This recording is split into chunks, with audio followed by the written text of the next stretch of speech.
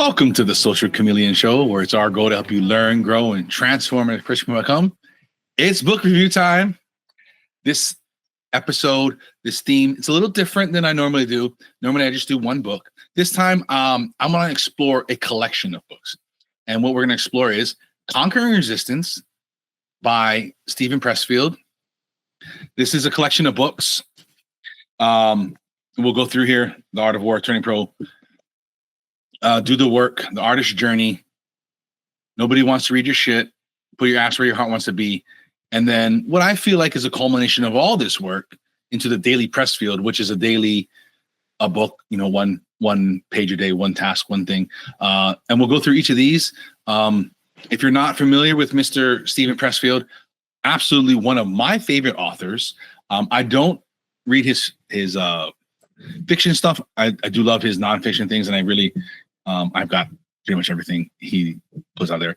Steven Pressfield is the author of The Art of War, which is the first book in this series, which introduces this whole concept of resistance, which has sold over 1 million copies globally and has been translated to multiple languages. He's a master of historical fiction, with Gates of Fire being on the required reading list at West Point and the recommended reading list of the Joint Chiefs. And so, which is very funny, ironic, interesting, is I faced so much resistance preparing this episode, getting ready to prepare, preparing to prepare. It's very fitting that this creeps up. I think it's just one of those things that no matter how much you understand it, you know it. If you guys are familiar with Daniel Kahneman, he wrote the book Thinking Fast and Slow, and he said something along the lines at one point. He's like, and a lot of things we know about psychology and behavior and all this stuff. He's kind of one of the godfathers of a lot of these things we know of. And he said, I spent, I'm paraphrasing, 30 years learning all this stuff and doing these experiments and writing about it, and I'm still fooled by it all. So that's the funny part about some of these things is, the amount of resistance I felt, and I thought about it, and I was like, why did I, put this off? I mean, prepping, I put off for weeks prepping. And it's funny because when I decided what book review I wanted to do, I was like, oh, this is good. I've been wanting to do the collection. I'm like I said, I'm a huge fan of Steven Pressfield. He's on my dream list of people to talk to on the podcast. And it was like, I want to do these books justice. I hope I can. I definitely spent many hours preparing, and the notes are long. But it's just so funny that the very thing I wanted to talk about was the very thing that creeped its head up when preparing. And another thing I was thinking about when I was getting this going was, I think it's so important. I reread these books quite often, every couple of years or so. And I think that's something, if you're familiar with the quote from Bruce Lee, is I don't fear the man that has practiced 10,000 kicks. I fear the man that has practiced one kick 10,000 times. And I think that's the philosophy we should use with rereading books, going through the books that you, at the time, you felt was transformational, foundational, whatever it was that really spoke to you, fiction or nonfiction, doesn't matter. Go back and reread these. Spend time, maybe pick a schedule. Every year, I like to, at the beginning or end of the year, I like to pick through my, catalog of books I've read, what am I going to reread this year? And I pick out a few that I want to reread because I want to revisit them, because you're never the person you were when you first read it. Your life is different. You're different. You're older. You're wiser. Things happen, good, bad, and all the things. And on top of that, when you're reading books or you're listening to books, your mind wanders off on things, right? So you will reread a book, and it's just so funny. You can read a book 3 or 4 times. I'm like, I never remember this from the first time. But because you're in a different place in life, different things are going on. These things are going to speak to you now in a different way. And you're going to have different memories, different experiences, and different things to pull for. So I encourage everybody, find a couple of books that you absolutely love. Like on my bookshelves here behind me, for those watching video, these are all, I only buy books that I want a hard copy of. So these are the books that I typically pick through to reread, because they're they were so impactful to me. They were so maybe foundational, or whatever it is, eye-opening, mind-expanding, that I want them on my shelves to look at, which is why a lot of them are facing forward. A thing I thought was a brilliant idea I got from Tim Ferriss. With the books you want to look at, you want top of mind, you want top of conscience, have those books facing out. And so every time you walk by, when I come into my office, I see this book, and, some different things are going on. It sparks ideas, right? So that's just something I do. I like to use the app Readwise, if you guys are familiar with that. If you're not, I'll link to it for you guys. I think it's great. You load up all your books. If you're on Kindle, you do audio books and stuff. There's ways, Google Books and Apple Books and all these things. You can sync your highlights from the book, and then resurface these in an email. And it's nice to keep some of these concepts and topics that you're interested in. Like I said, that maybe are foundational, transformative for you, top of mind. This is, how I like to use it. There's, different ways of syncing things. You can also let it sync quotes from everybody that's read the book, right? And it'll pull in the most popular highlights, and you'll have these supplemental highlights. And things are great way to are constantly rereading books, right? Constantly pulling up topics, pulling up quotes, pulling up passages from these books, constantly surfaces. Every morning you get an email. I also have set up groups of authors that I like. So I've got Ryan Holiday collection. So all of his books he's written, it'll pull up quotes from all that. I got, Jocko Willink, I've got Robert Greene, and all these different people that, in addition to the regular supplemental quotes that come through and passages from these books, even news articles or things like that, Substacks, whatever you highlight, you can pull these quotes back in and be reminded of them. And it's great. So I get the quotes from some of my favorite authors that have, several books, like, Nassim Taleb, he's got, 6 or 7 books. I really, really like his work. It's really foundational for me. I have Stoic things, there's so many Stoic, just these Stoics themselves, plus all the people that have written about Stoicism. So I've got this thing, and it constantly pulls these things in. Like I said, it's a great way to revisit a lot of these ideas without necessarily rereading the books. And then, you'll get a quote comes up for me, and where it's like, oh yeah, I haven't read that book in a few years. Boom, I put it on my list, and then I go about rereading it. And so what I'm going to do for this books here is I'm just going to pull through a bunch of, a few different things, some key ideas and key things from each of these books. I've got my Readwise highlights. Some of the books that I don't have highlights for, I don't have passages that I've highlighted. I got Goodreads pulled up here, and I went through and I kind of pulled up a few highlights from, around the world, people that have read these and their highlights, just so we can get a sense of each of these books and which one, kind of maybe resonates with you, when you want to pick up, you want to grab a copy, you want to get in, on this. So to start this off, what Mr. Pressfield says on his website is in as far as these books go, he's got an order. And it's interesting because in the order that they're published, there's a slight flip between how he says to read them. So I thought that was quite interesting. I read them in the order they were published, yet I think after some reflection and whatnot, he has kind of flipped a little bit. So let's go through this here. So of course, the foundational book here, The Art of War. And what he says is, read this first. It identifies the enemy, what I call resistance with a capital R, i.e. fear, self-doubt, procrastination, perfectionism, and all forms of self-sabotage that stop us from doing our work and realizing our dreams.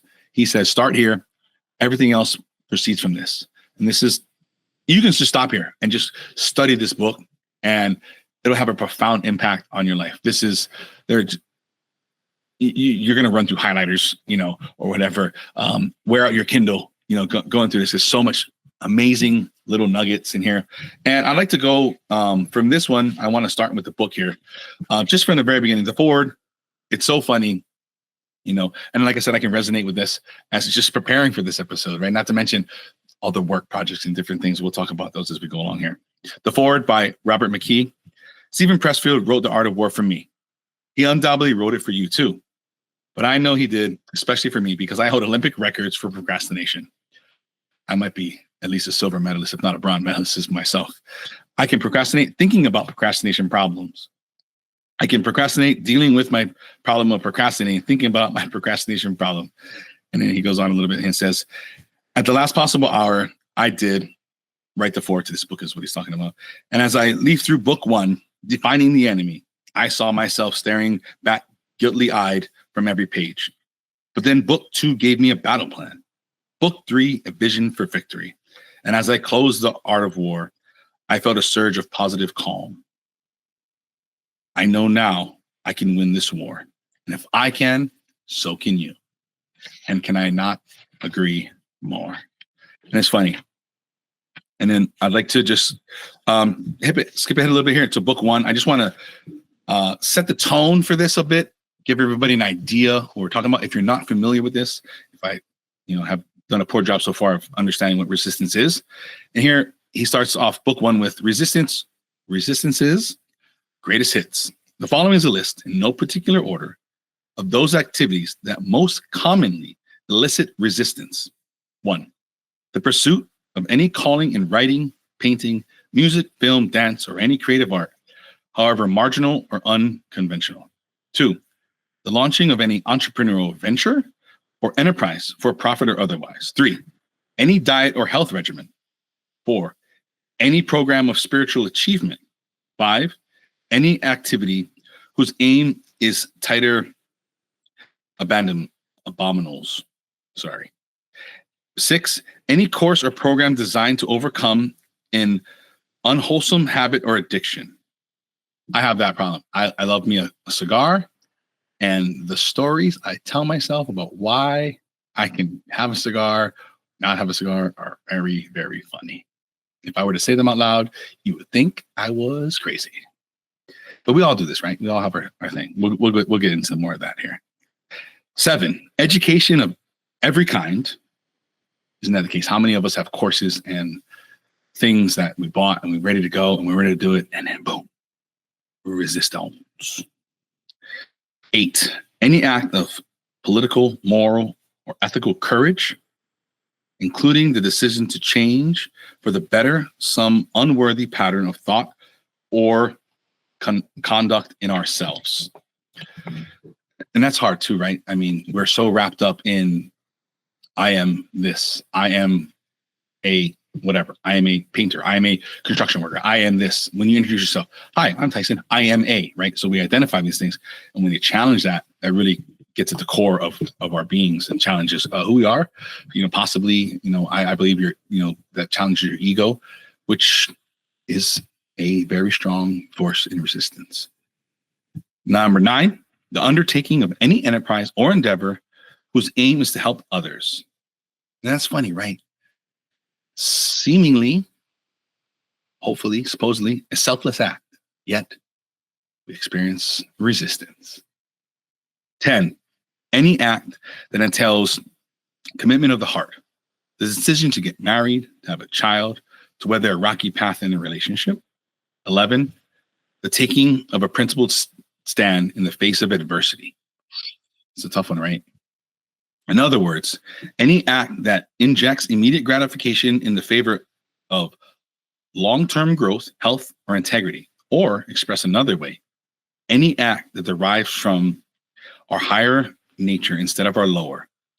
Any of these elicit resistance. Now, what are the characteristics of resistance? And he goes into everything. Resistance is visible. Resistance is internal. It's insidious. It's impersonal. It's impractical. And he goes on and on and on. He shows and lays out every instance of resistance. Because the funny thing is, it's everywhere, right? And like I was saying earlier, here is it's not enough to necessarily know it, which does help, right? When you become aware of these concepts, you become aware of these fallacies, of these, brain tricks. Like, you've ever seen the lines that look, one's a little tilted, one's a little thing, or which is longer and shorter.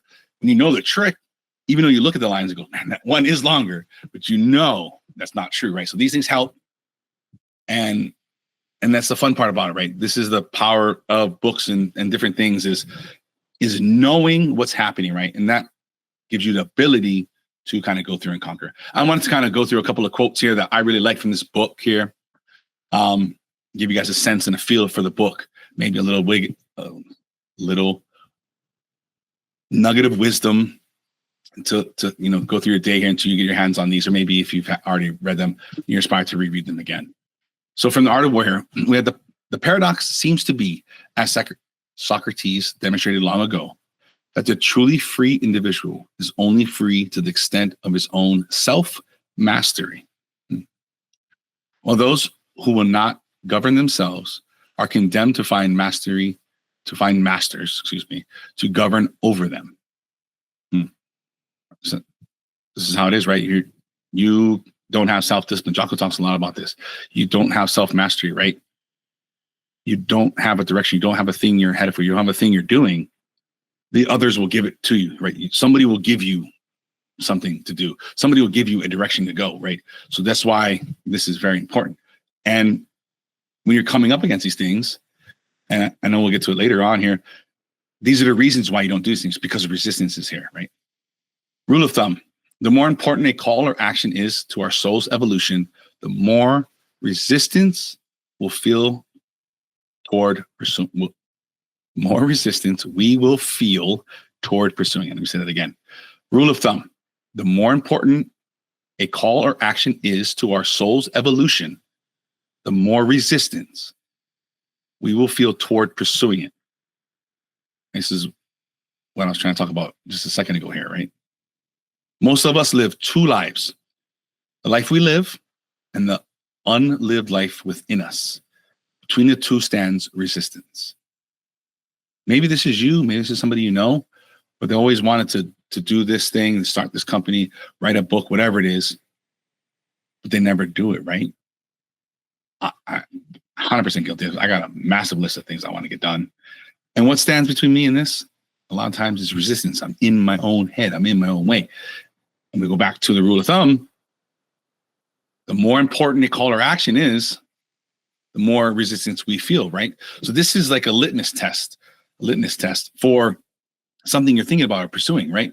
The more you feel resistance tugging at you, the more you feel this, the more you need to be doing it. The more conviction, the more convincing, whatever it be, that you need to say, this is something that's important, because every time I think about it, every time I try to get started, bam, resistance is in my face, right?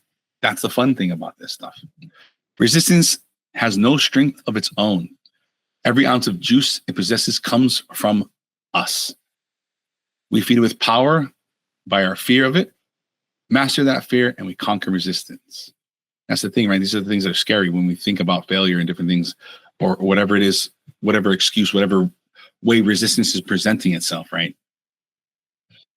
This is the things we have to learn, practice, right? That's the thing, is about practice, deliberate practice. Like, there's a great Stoic thing I know I've said on the show many times, right?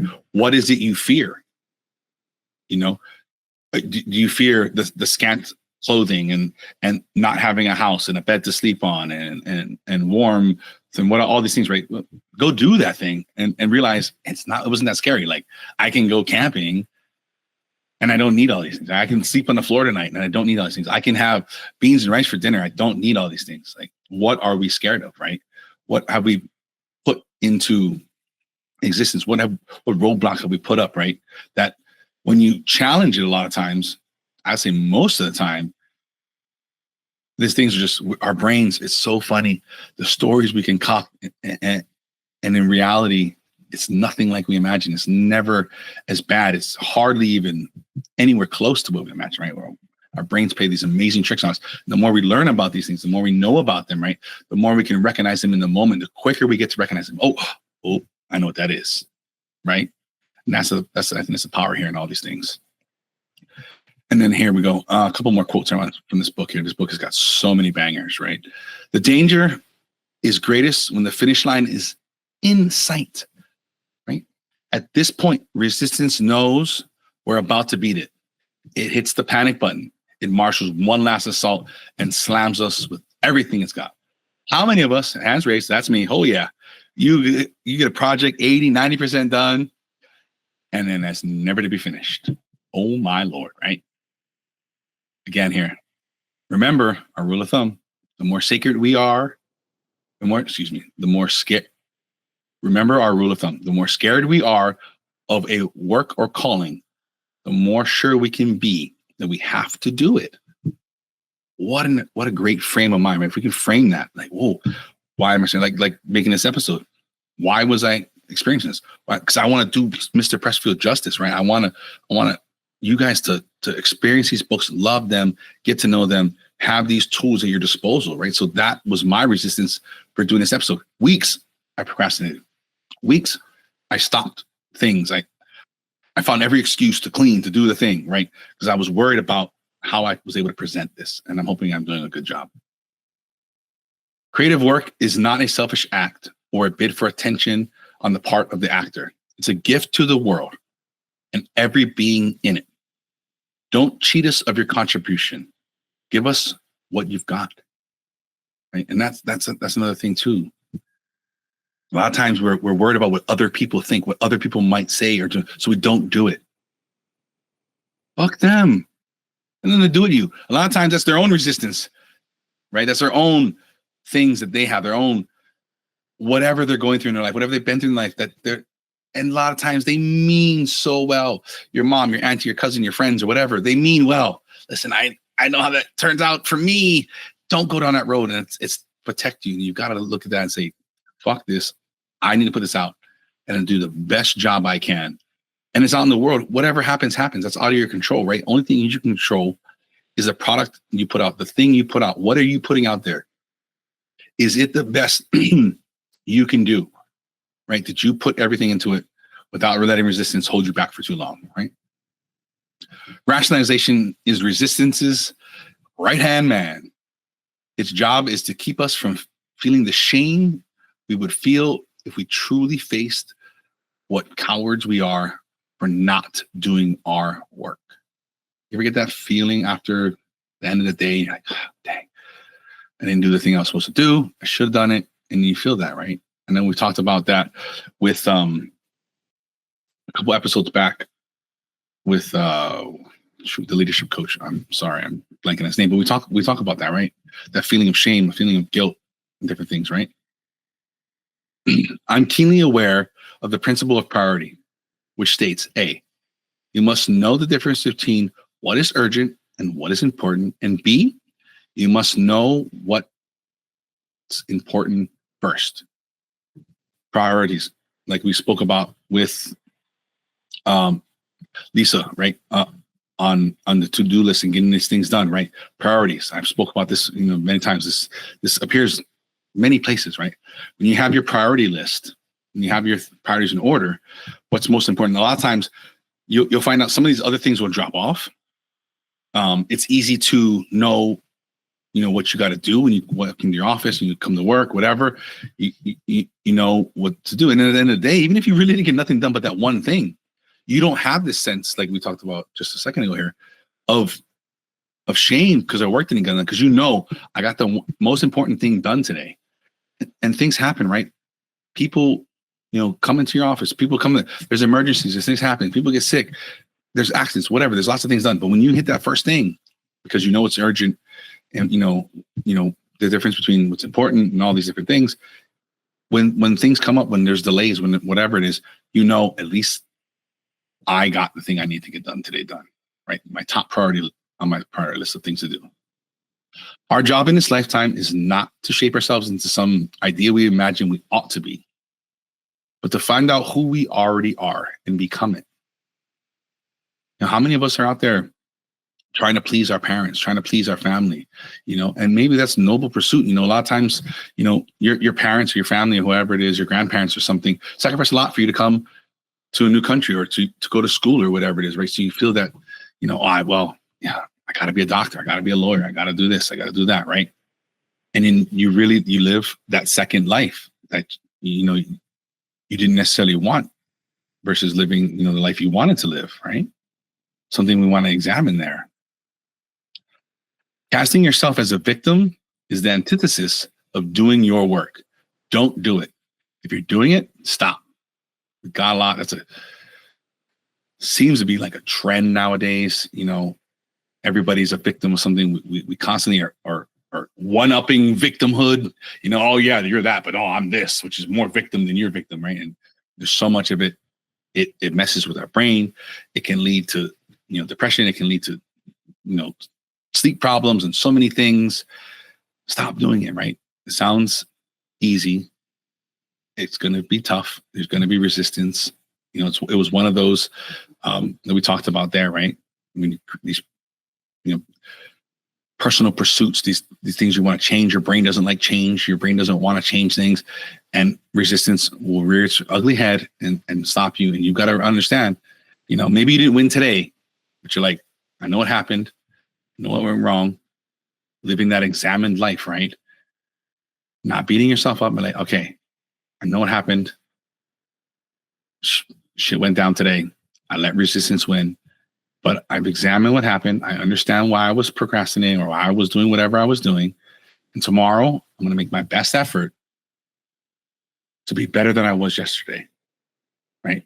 That microdose of improvement, right? That 1% better that leads to massive changes over the long haul, right? Versus trying to, 30x something or whatever it is. The crazy is if you try to 30x something, versus just doing 1% every day, you're actually better off 1% every day than just a 30x chunk at one time. You actually have a greater increase at the end of a 1 year period or whatever it be, right? The professional conducts his business in the real world.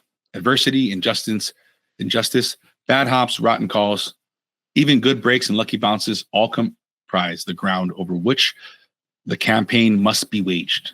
The field is level. The professional understands only in heaven, right? How many times we make excuses? All this, all that, all the Chiefs, all the refs, all the whatever, right? But the professional knows, I go out there and I can control what I can control, and I put my effort out there, and I do the work, and I do the prep, and I do the things I got to do. The field is level, right? A lot of times, like I've talked about in the past here, the bar is also low, right? Because of all these things that other people are doing. They're letting their resistance conquer them every day, right? And you just step above that, not in a bad way, not in a, malicious manner, but just go, listen, I'm a professional and I understand what I got to do and I got to get done, right? Procrastination is the most common manifestation of resistance because it's easy to rationalize. Well, the things that we say are to ourselves sometimes, crazy, right?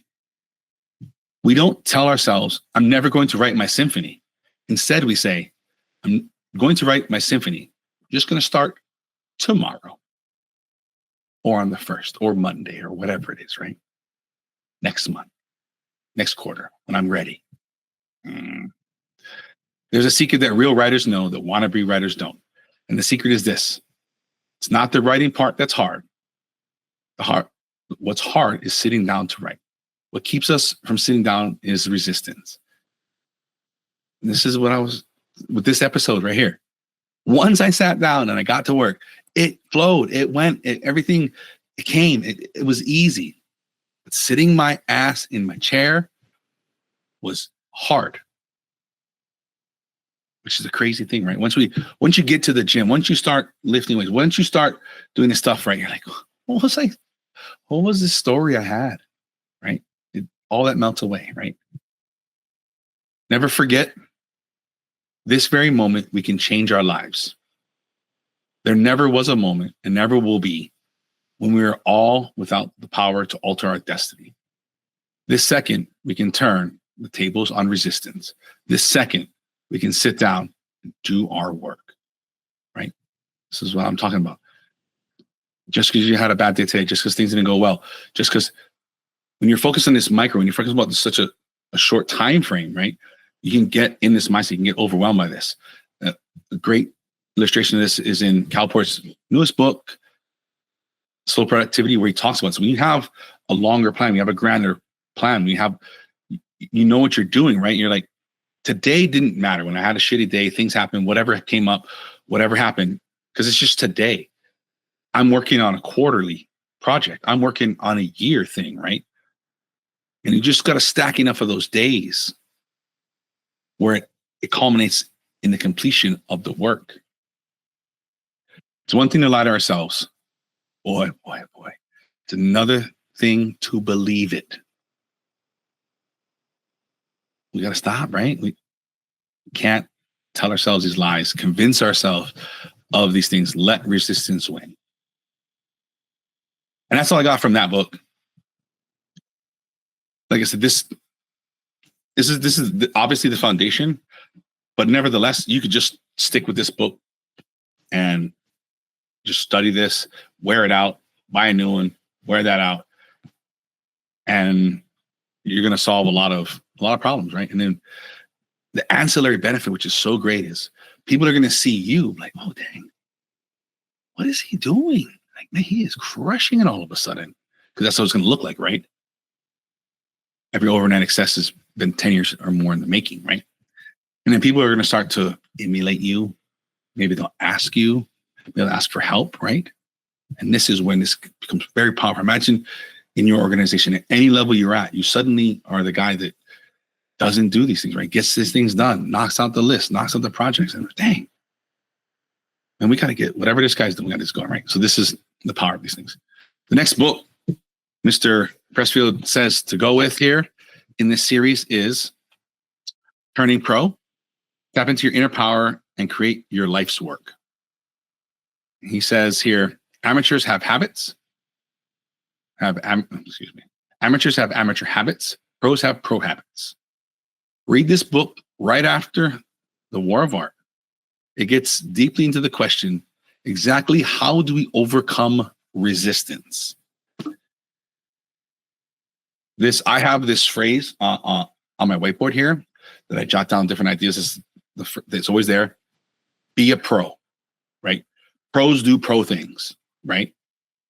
Professional athletes, professional whatever, right? They do pro things. And I think this is a great mind shift, a great philosophy, a great principle, right? You're doing things, how does a pro do this? How would a pro do this? How would a pro approach this? How would somebody be this, right? That's why we want to turn pro. We want to leave our amateur status.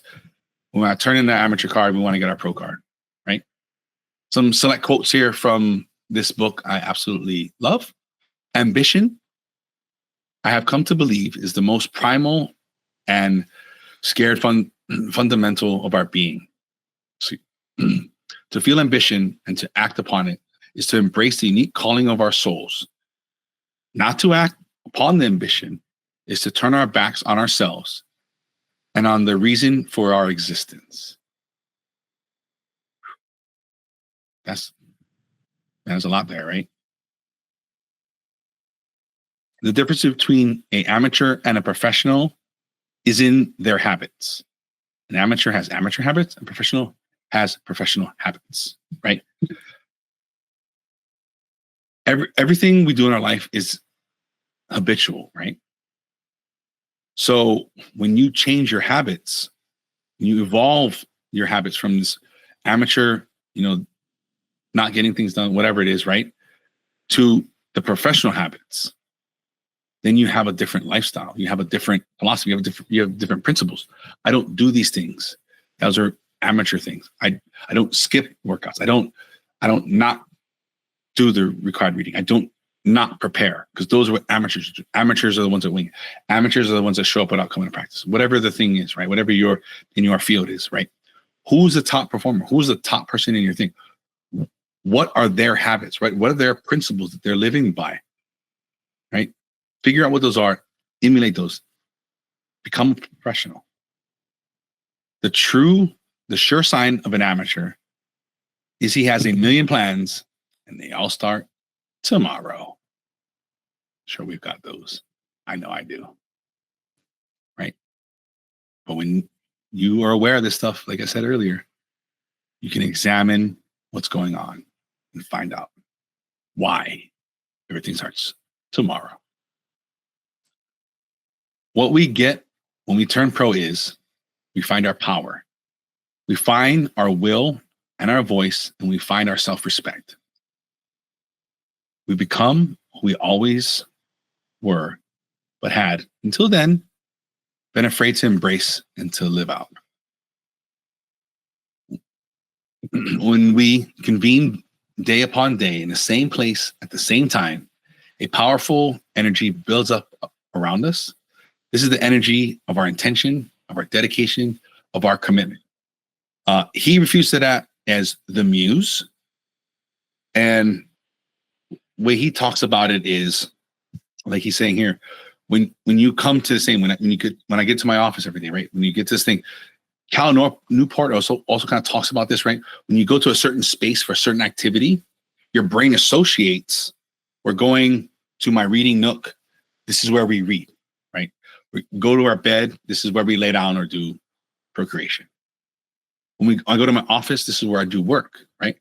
And so when you associate these things in these places with these activities, the way Mr. Pressfield talks about it is you summon the muse, right? When you sit down to do your work, you sit down to write, you sit down to do your business, when you sit down to do these things, the muse knows it's time to work. The muse comes and they help you, they guide you. These things come from the ether, it seems, and your solutions and ideas and all these things come because you've respected the thing. You're the pro, right? You show up at the field, you show up on the court, you show up at the office, and the universe knows it's time to get to work. It's time to bring your thing into this world.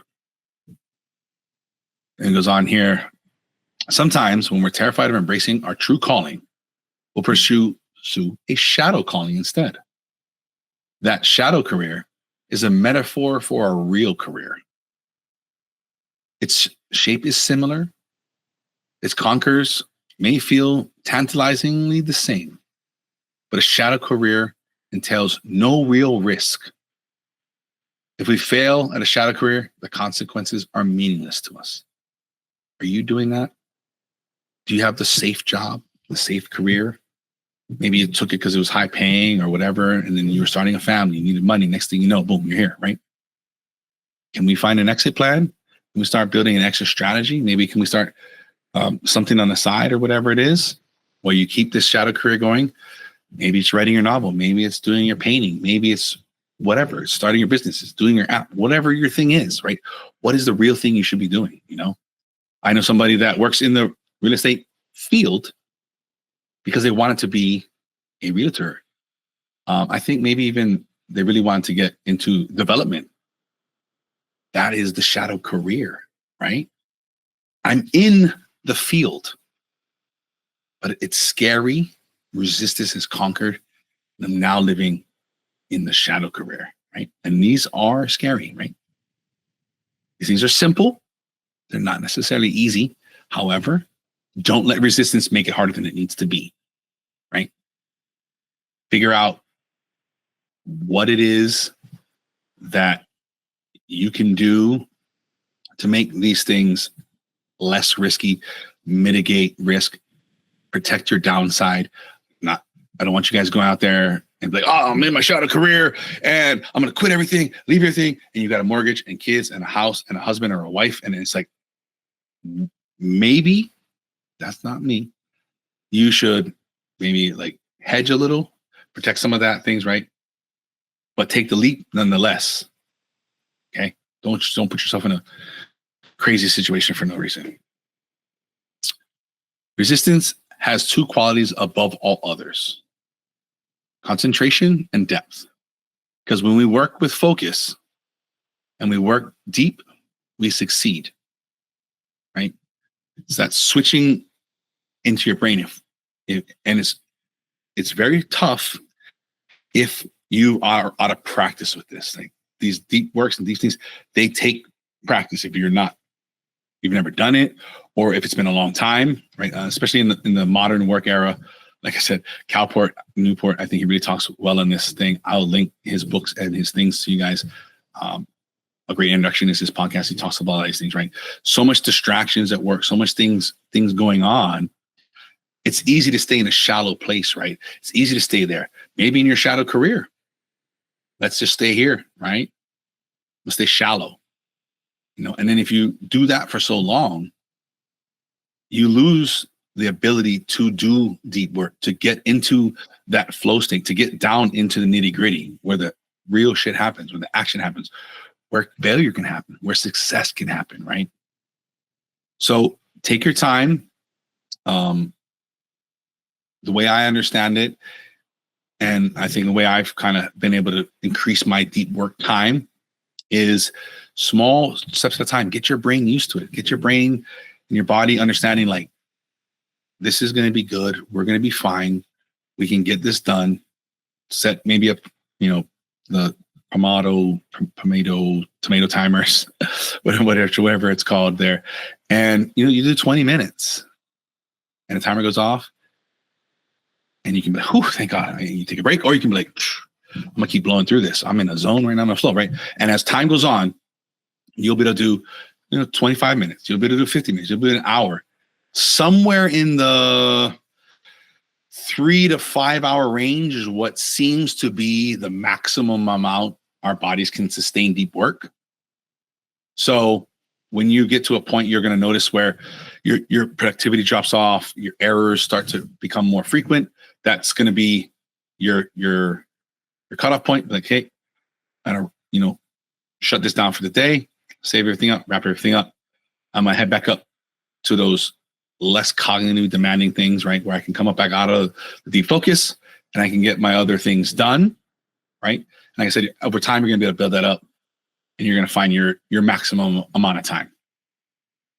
A professional does not wait for inspiration. He acts in anticipation of it, right? How do you get lucky, right? Preparation. You identify opportunities, right?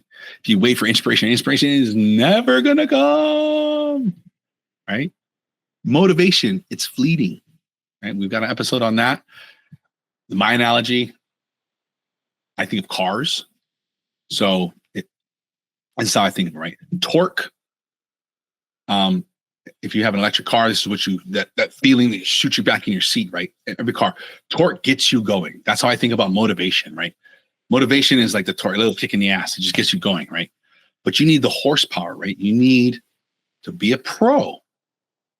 Do the things that keep you moving. Horsepower keeps you going, right? Torque, motivation, inspiration, that just kicks you off the starting line. You need the horsepower, right? To keep moving forward, to keep this vehicle in motion, right? The fear is the primary color. Fear is the primary color of the amateur's interior world. Fear of failure, fear of success, fear of looking foolish, fear of underachieving, and fear of overachieving. Fear of poverty, fear of loneliness, fear of death.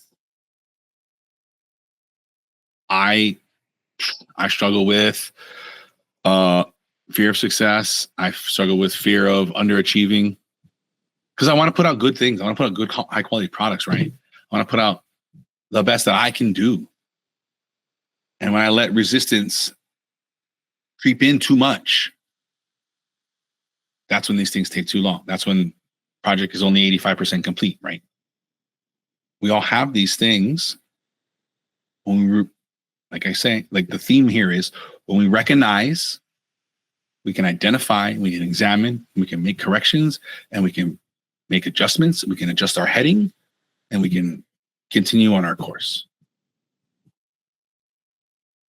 I think that about wraps up the quotes I want to share from that book. Now moving on to the next in the line here in the series here. Do the work, overcome resistance, and get out of your way. Get out of your own way. Excuse me. It's funny. This book came out first, Do the Work, and then Turning Pro came out next. Mr. Pressfield saw the need to swap the order you should be reading them in. So he says, read this third. It takes the principles of the Art of War and Turning Pro. Let me get here a couple of quotes here. And these are short books, guys, too. You can easily sit down and read them in an hour. Maybe a couple of these other, maybe just a tiny bit thicker in an afternoon. Instead of binging 17 episodes of Netflix, bang one of these out first. Then, like we talked about earlier, you can enjoy only 12 episodes of whatever you wanted to binge, right? Knowing I got the important thing done, right? I'm learning about resistance, and I'm going to put this genie back in the bottle, right? That's my thought on that. Rule of thumb: the more important a call or action is to our soul's evolution, the more resistance we will feel toward pursuing it. Going back to the art of war, right? This is the theme. I see this in myself so much. And when I feel this, when I have this fucking great idea, this great project, this great whatever, and then I'm like, yes, oh yeah. And I start and I go, ooh, did I do the laundry? What's for dinner? I'm like, oh, I'm onto something, right? Recognizing this is how we evolve, we get better at this, right? Research can become resistance. We want to work, not prepare to work, right? Do the research in non-prime work hours. He talks about that a little bit more. I believe it's in this book, if not in one of the others, right? When it's work time, we can't be researching and learning this stuff, right? It's time to work. So, typically I will get into that mode at the second half of my day when a lot has gone on and I kind of feel like, okay, I just kind of had enough for today. And then I'll get into this mode of the research work, of the learning mode, or whatever it be. I'm outside of prime work times now. I'm outside of these prime areas. I also like to set Monday mornings. Every Monday morning, I like to set a little time aside in the morning to kind of get any reading I want to get done, any classes, everything. So what I was finding was I would, during work times, different times, I would, be doing a course or reading a book or taking a class. And then I was doing that during work time. And then what was happening was at the end of the day, I was like, oh man, I kind of feel guilty about this. I should have been doing this and that and that. But I was, I'm learning, I'm working, I'm going to get better. Right? I got to learn this thing so I can do that thing. And it's just bullshit resistance. So if I want to do one of those things and my week is maybe a little packed, a little whatever is going on, I always know I have that Monday morning block to do that. And then what I find for me is I don't feel guilty about taking that time on Monday mornings to get some of that stuff done. And then the rest of the week, I just bang through things and I'm not thinking about it. I need to finish that course. I need to finish that class. I need to turn in this thing. I'm not thinking about that the rest of the week because I spent that Monday morning knocking it out, right? Instead of using, sometimes what happened with me is I'll use that as a reason to procrastinate. I'll use that resistance to be like, hey, you should finish that project that thing you got to turn in. And I'll use that as, a means to not do what I'm supposed to do. When we experience panic, it means that we're about to cross a threshold. We're poised on the doorstep of a higher plane. How many times have we felt that, right? When a breakthrough is about to come, funding is about to come in, that person you were trying to hire, the book is getting near. I noticed this in addicts where things are going really good. It's been whatever, months, years, and then like you self-sabotage, right? So when we learn this and we have awareness of it, I think it has the ability to help us, right? And to know, like, we can reframe this, right? So sometimes, a lot of times, what we think is panic, what we think is something like that, it's actually excitement, right? We just have it mislabeled. So when we can relabel things, right? It's like, oh, I'm excited about something. Oh no, so I have a panic. You're on the doorstep of a higher plane. Reframe it like this. Next time you're having this feeling, I want you to reframe that. No. I'm about to cross a threshold. That's why this is scary. That's why I'm feeling this way, because, resistance is strong and it's coming to stop you, right? The little devil or something, right? It's coming and it's going to pull you back. And you say, fuck that, baby. Let's go. Okay. That's how I think about it. Resistance is always lying and always full of shit. Now, I know I've talked about this several times in the show, right? Think about the things that you're telling yourself in your head, right? I would encourage you to maybe write those down or record yourself telling that and listen back and be like, what logic are you using? How was this a good idea to me to not go to the gym, to not do the thing, to not whatever, right? Or to have the ice cream, or to have a drink, or to have, smoke, or whatever it is that's your thing, right? Listen back to yourself telling you but why it's such a great idea, why it's okay, why, well, I was, on the treadmill for 17 minutes and I burned 103 calories, so I deserve a Frappuccino that's 1,200 calories, right?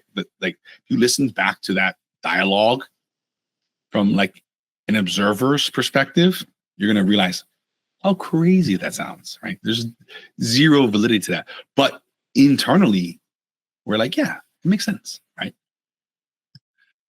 Start before you're ready. Don't prepare. That's one of the hardest ones, right? Starting before you're ready. When we don't feel ready, we don't feel like we have enough information, we don't feel like we have enough things. But what you're going to learn is, what I have to keep learning about this is, you're going to feel better when you're doing it, when you make the mistakes, when you learn from these things, when you start to doing, that's when you're going to feel better about this. And that's when you're going to learn and grow from that. Okay. Once we commit to action, the worst thing we can do is stop, right? That momentum, right? Pushing that boulder in a snowball or whatever, so it starts going, once it starts rolling, that's when it comes out of control. And that's when you can't stop it, right? That's when these things happen, right? Keep that in mind. I think that's all I'm on the highlight. Oh, here we go. You're where you want to be, aren't you? So you're taking a few blows. That's the price of being in an arena and not on the sidelines. Stop complaining and be grateful. Isn't that right? Like, this is, I believe, in this story here, this quote comes from, Stephen is complaining to a friend about the resistance and the work and stuff. And this is the friend's rebuttal to him, right? Aren't you where you want to be? So you're taking a few blows. Things aren't going the way you thought they were. Whatever. That's the price of being in the arena. That's the cost of being on the field. There's sacrifice. There's things. Embrace it. Embrace it that you're on the field. You're not on the sideline. Embrace that. Be grateful, because you're going to only get better. You're only going to become the person that you want to be. And that's all for that one.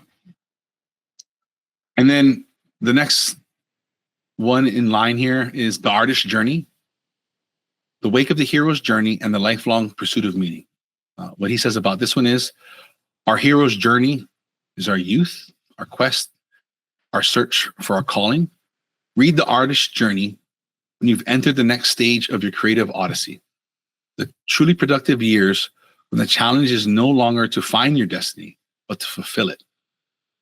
I read this some years ago, and this book didn't resonate with me in any way. So what I've decided is I got to reread it, right? I'm in a different place in my life. It's been many years. I don't know how long ago I read this book. And so this, to me, thinking back on this book, I don't really have much thoughts on it, is because it didn't resonate with me. Because I think at the stage of my life and the things I was doing, I wasn't here yet, right? I wasn't where he suggests we pick this book up and get into it. I was just consuming the whole series because I found it very intriguing. I don't think I have any highlights from this book. I don't even have any highlights from this book. But if you're in that position, don't listen to me on this, right? If you're in this stage of your life, if you're in this spot, check this out, right? The truly productive years when the challenge is no longer to find your destiny, but to fulfill it. This one's for you. You're there. This is the time for that. Okay. And the next one here, nobody wants to read your shit, and other tough love truths to make you a better writer. I haven't read this one yet. I have it on order. I just ordered it. I think I dismissed it because I'm not a writer, right? I didn't think about this. But then as I'm preparing for this episode, and as I was like, well, I do a lot of writing, right? I got a newsletter, I got the show, I've got my businesses, I've got emails and all this stuff. And I'm like, how naive of me because I think of writer in this box, published books, right? Publish these things versus we're all writers. We're all writing all the time, every day, right? Can we become better writers, better communicators? Would there be less problems, back and forth emails, miscommunications? Of course there would. And one thing that comes to mind when I think about this is thinking, right? To clarify your thinking, you need to write it down, right? So if we're better writers, we can think better. When we think better, we can do more things. We can do better. We can do all these different things. We can get these projects done, all these things done. So this one I have on order, and I'm gonna get to that. But I did pull up from Goodreads a couple of one passage from this book that I really liked and resonated with, and I'm gonna share that with you guys here. A real writer or artist or entrepreneur has something to give. She has lived through enough and suffered enough, and through deep and thought deeply enough that her experience to be able to process it into something that is of value to others, even if only as entertainment. A fake writer or artist or entrepreneur is just trying to draw attention to himself. The word fake may be too unkind.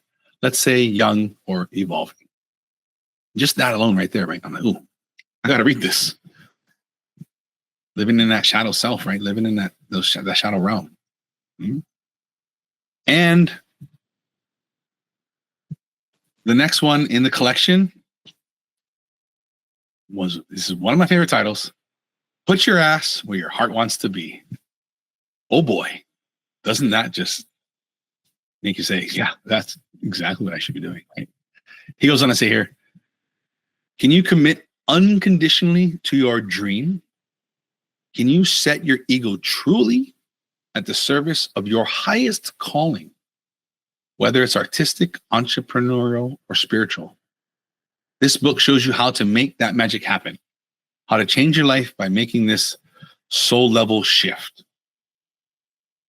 I'm just starting to get into this one.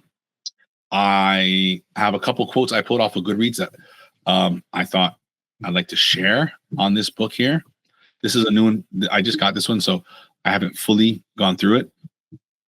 So let's see here. When I sit down and write in the morning, I literally have no expectations for myself or the day's work. My goal is to put in 3 or 4 hours with my fingers punching the keys. I don't judge myself on quality. Don't hold myself accountable for quality. The only question I ask are, did I show up? Did I try my best? And that's the thing we talked about way back when, right? Showing up, getting in your spot, summoning the muse, and getting to work, right? We can always edit, but like we talked about earlier, the hardest part of writing isn't the writing, it's sitting down, right? So when we sit down, and we can let judgment and ego go and just do the work, and then come back, refine, and then ship, right? That's what I like about this. That's why I'm really excited to dig more into this one. Whatever you can do or dream you can, begin it. Boldness has genius, power, and magic in it. Begin now. Okay, that's powerful right there. Tremendous power lies in the simple physical act of stationing your body at the epicenter of our dream. There's magic in putting your ass where your heart wants to be. Summoning the muse, right? Getting in that zone, getting in that mind frame, being in your space where your brain recognizes, your brain understands, we're in the workplace right now. We're in the learning place. We're in the reading place. Setting up your environment, right? Setting up your things so you can summon the muse. And then lastly, which the way I feel about it is, if you took all of these books and you put them into one, you get this. You get the Daily Pressfield. The Daily Pressfield is 365 days plus a bonus week of motivation, inspiration, and encouragement. It's a year's worth of kick in the butt and pats on the back that will console, support, and guide you day by day from the start of your project to its successful completion. I love these daily books. It's so great to just, go through a little bit every day. When I sit down at my desk, right before I start my day, boom, I like to read the little daily thing. It's just a short little paragraph, 2, maybe 3, gets you in that mindset, gets you in the frame of mind. It's a nice signal that's time to start work, especially if you work from home or something like that, where you it's kind of nice to have, a signal, a jumping off point to start your day. If I have the limited edition one, if this is in your budget, I would really recommend getting that. It comes with these really awesome illustrated cards, and it's like a little notebook and stuff in there and different things. I really like it. If it's in your budget, I would recommend getting that, or maybe saving up for it. But this is great. It's not just about the traditional creative types, right? This is just wisdom and things from what we talk about, right?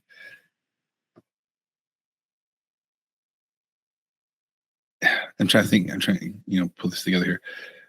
I think a lot of times at first, what I was thinking about these things when I first came across stuff, I'm like, well, I'm not an artist. I'm not that. I'm not into writing books. I don't do screenplays. I'm not an actor. I'm not write these things, right?